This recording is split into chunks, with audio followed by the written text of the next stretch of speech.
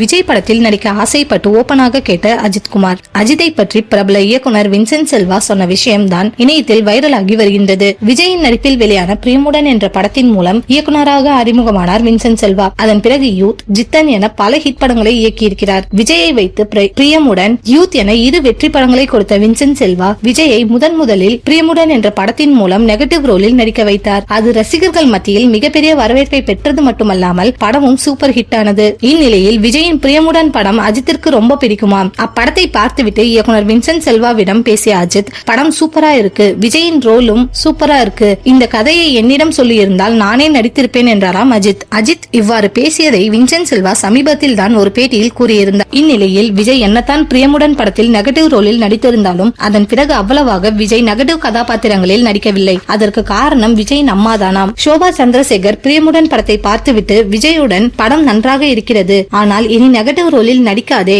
Negative ரோலில் நடித்தால் பெண்களுக்கும் குழந்தைகளுக்கும் பிடிக்காமல் போக வாய்ப்பிருக்கின்றது, எனவே இனி நெகட்டிவ் ரோலில் நடிக்காதே என்றாராம். அதன் பிறகு விஜய் நெகட்டிவ் கலந்த ரோலில் நடிக்கவே இல்லை என்பது குறிப்பிடத்தக்கது.